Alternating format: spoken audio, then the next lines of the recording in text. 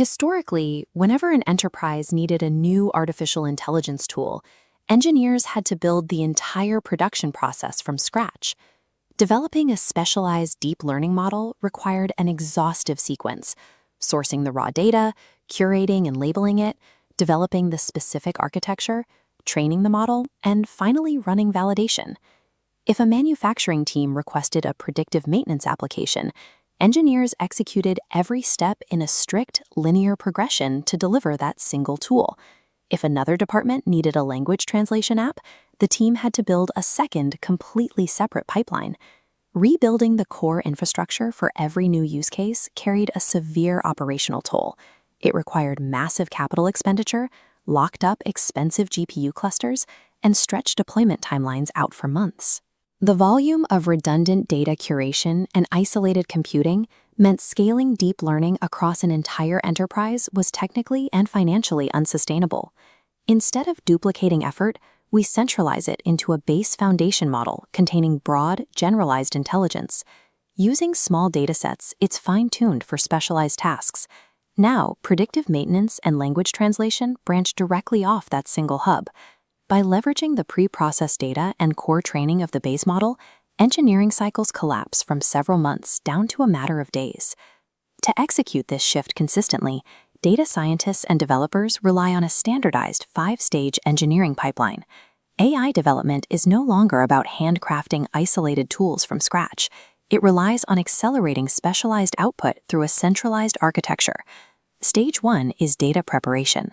To build that broad intelligence, teams must ingest huge volumes of unstructured information, potentially petabytes of data across dozens of domains. This pipeline visualization shows the first processing task: categorization.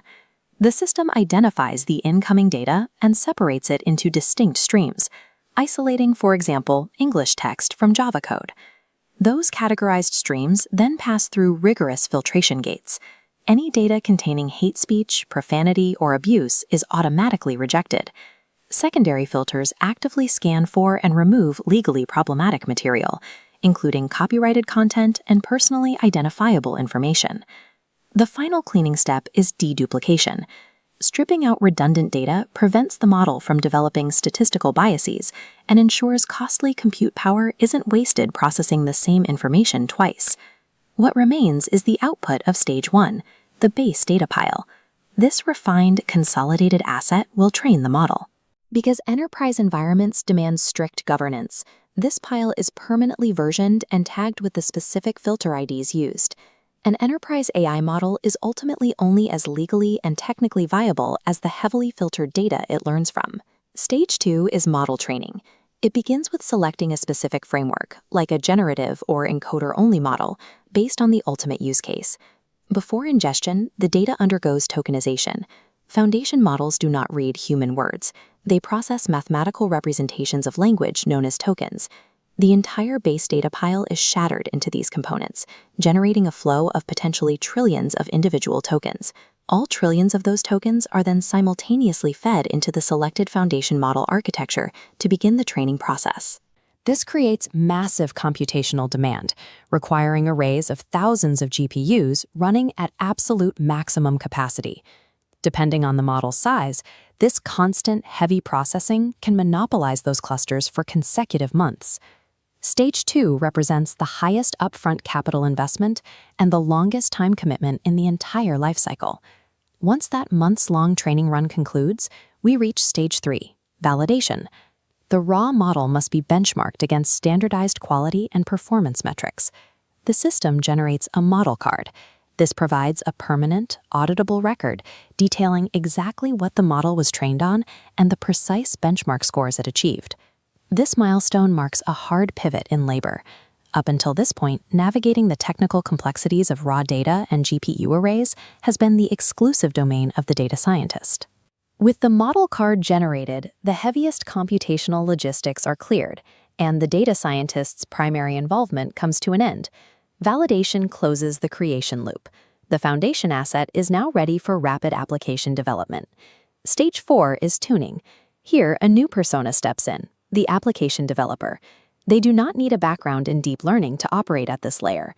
The developer interacts with the pre-trained model, designing prompts to elicit the specific performance behaviors needed for their tool. To lock in strict specialization, they execute fine-tuning by injecting a small amount of specific, localized, proprietary data into the model. Compared to the months-long ordeal of initial training, this targeted tuning phase requires only a few hours or days to complete. Finally, Stage 5 is deployment.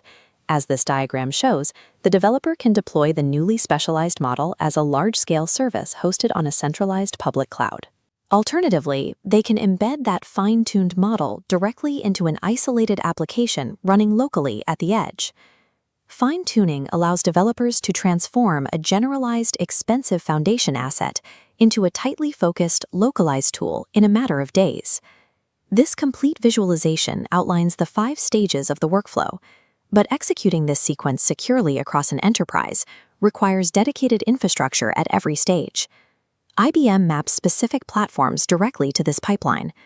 Stage 1 operates within Watsonx.data, a modern data lakehouse that connects and manages all the disparate repositories required for the base pile.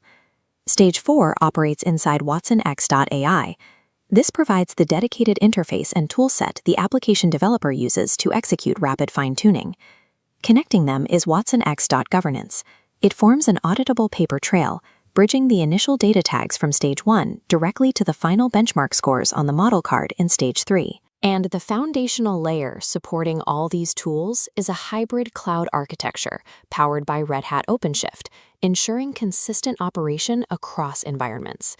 This integrated architecture allows developers to continue refining this specialized model as new performance data becomes available over time.